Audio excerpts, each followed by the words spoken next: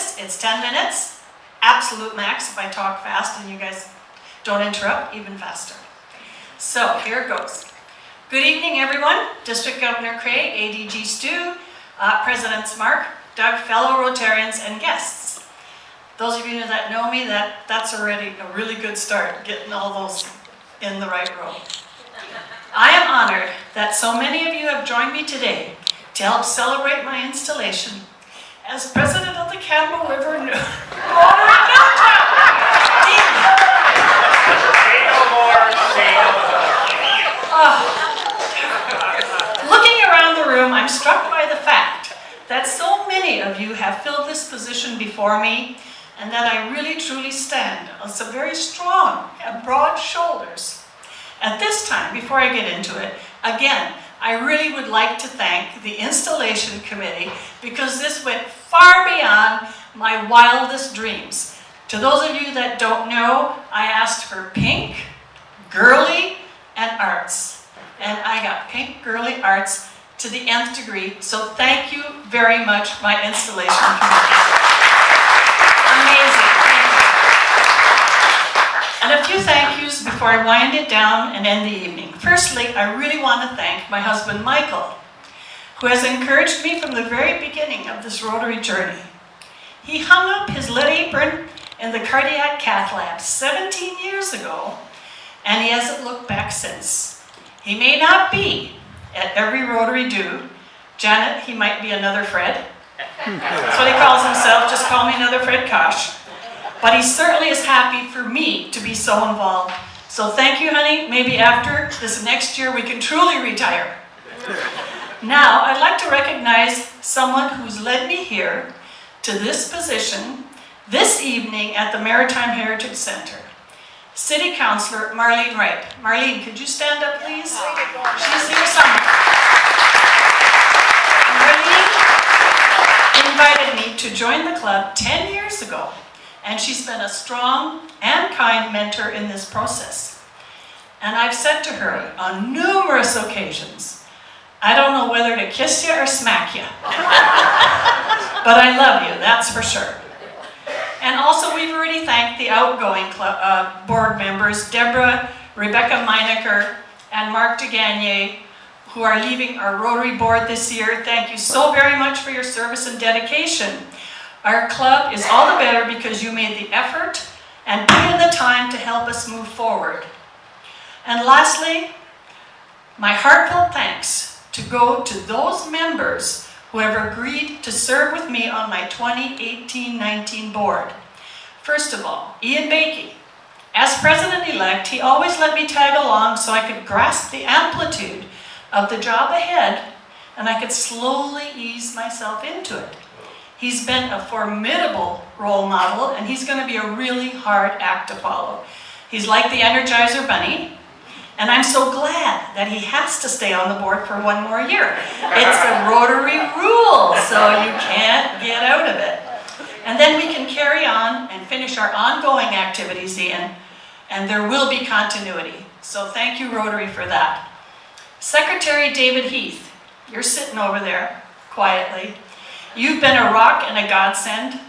He's the keeper. Our secretary is the keeper of all the secret handshakes, the whispered deals behind closed doors, the club bylaws, and the font of all things Rotary.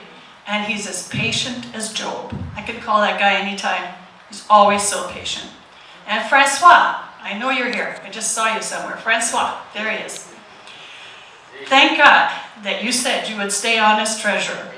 Michael has threatened to call you and to tell you, Michael's threatened to call you and tell you to take away all the credit cards and don't give me any blank checks. But don't listen to him. Steve Nagel will be moving positions from Director of Membership to President-elect. As Membership Director, Steve added 10 new members to our club's roster. Yeah, that's a big deal. That's a really big deal. For that reason, at the recent district meeting in Tacoma, President Ian was called onto the stage and our club was particularly recognized. So thanks for that, Steve. Capable, steady, And lawyerly David Tees will stay on as Director of Community Projects. Yeah, we need a guy like that. All those little, cross your T's, dot your I's. Thank you, David. Colleen McClure, with her people skills and organizational talents, will stay on as Director of Community Service. President-elect nominee Amy Stevenson, who with her engineering left brain skills and left brain music skills, because music is also left brain and can be, has already shown us that she has the chops to unite the Mid-Island Rotary clubs and initiate and follow through with a health project in Nepal. And she's going to stay on as our Director of International Service. We have some new young blood joining us on the board. Heather Clark. Where is she? She's here. Yeah, there she is. Heather Clark, who along with her husband has founded a marine-related business with international significance. She's going to be taking over as Director of Administration from Deborah. Charlene Brown, a chartered accountant, a numbers person extraordinary, and who has promised to help me figure out all of Francois' budget sheets and numbers. So I'm on to it. And she's going to follow Steve Nagel as Director of Membership. And last but not least is Abby Morris, who will be our new Director of Youth Services. She has already shown us that her skills dealing with youth are on par, if not greater than, cleaning a crab in record time. That's our darling Abby.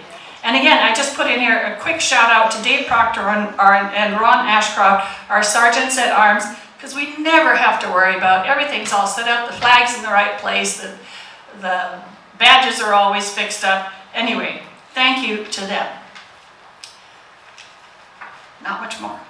With these people on my team, how can I not get the job done? What will be my job? Our club has been incredibly successful. Looking around Campbell River, one can see the history of our club proudly displayed everywhere.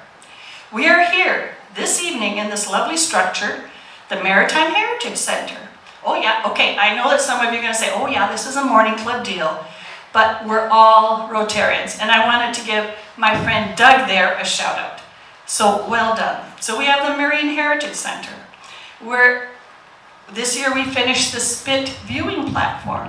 Our community can have some peaceful reveries overlooking the estuary. We have the crown jewel, the Elk Falls Suspension Bridge, bringing tourists from all over the world to our bit of paradise. Our sea walk is legendary. How many times have I heard from the other sea communities? I call them all seas, Campbell River, Courtenay, Comox, Cumberland, we're all sea communities.